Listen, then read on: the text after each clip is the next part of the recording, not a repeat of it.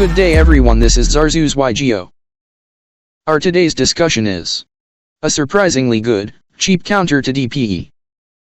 Before we start this discussion, we have to look at the DPE effect. The DPE effect is, in simple terms, a quick effect that can pop 2 cards in the field, as long as one of them is their own. Since it doesn't restrict you to picking, he can also destroy himself, and remember, this doesn't target. To top it all off, it can revive itself if it is destroyed by a card effect or by battle.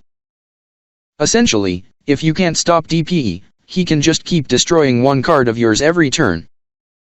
Let's discuss first what I think the best counter to DPE is. The best thing is to banish DPE. If it's banished, it can't revive himself. The best counter to DPE that almost every deck can slap these card is Called by the Grave. This is by far the hard counter to it since every deck loves running Called by the Grave to counter hand traps. The only thing is it can't negate its on-field quick pop effect.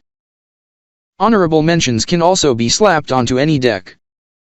I can call this the second best choice after Called by the Grave are DD Crow and YUGIOH. You can also include Skullmeister, but DD Crow is by far better than Skullmeister. DD Crow can simply banish DPE in the graveyard. To YUGIOH, it can tribute DPE to special summon it in your opponent's field. Since it's a tribute, DPE hasn't been destroyed, so it won't trigger its floating effect. Gadarla Kaiju is also a cheap counter to DPE since it's only a rare card. Skullmeister, it's like DD Crow but it negates DPE floating effect, but DPE stays in the graveyard. The thing is, your opponent might have a way to revive DPE again, like the case with YUGIOH. Banishing it is far better than negating its floating effect.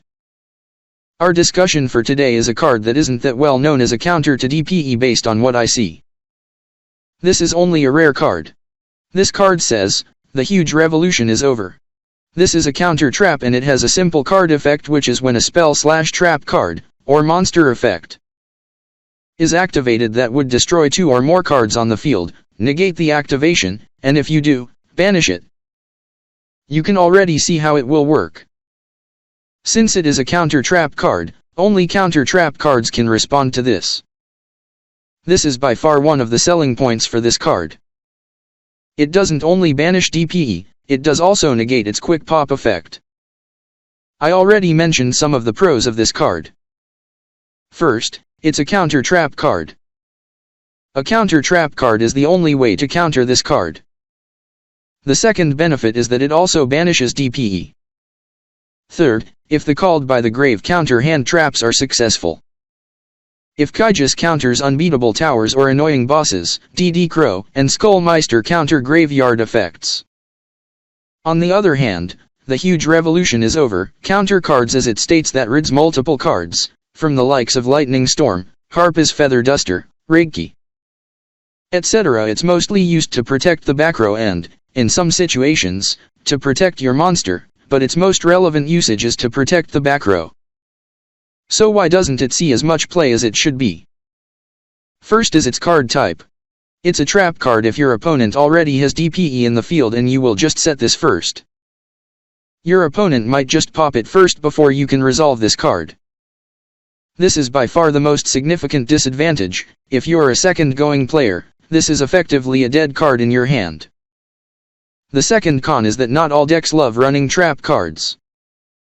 In modern format, trap cards are slow for some decks, as I mentioned. If you're a second player, this is a dead card in your hand. Finally, I kind of mentioned it already, Called by the Grave and DD Crow exist. You can put Called by the Grave in some decks and it'll be fine, especially since it's an anti-hand trap. DD Crow is merely a side deck card. If DPE dominates in the latter, some of them will just main deck DD Crow. Even though it has a lot of cons, it does also have a lot of better things going with it, like it doesn't only just banish DPE, it does also negate its pop effect, as I mentioned before. But who or what will you use this card for? It's a rare card. If you don't want to run Gadarla, the Mystery Dust YUGIOH, you can run this instead. It also depends on what deck will be using this card. If you're running a trap card deck or a control deck, this is a great option since it can protect your back row. It can counter Harp's Feather Duster, Lightning Storm, Twin Twisters, etc. The Huge Revolution is Over is a nice card. It does have a lot going for it and some drawbacks. You can try experimenting with it, especially if you run a back row deck.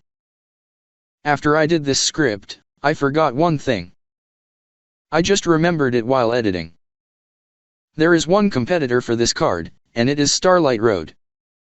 Starlight Road is sometimes better due to the fact that it has a free Stardust Dragon, and since you have Stardust Dragon, you won't have a problem with DPE since Stardust can protect your cards.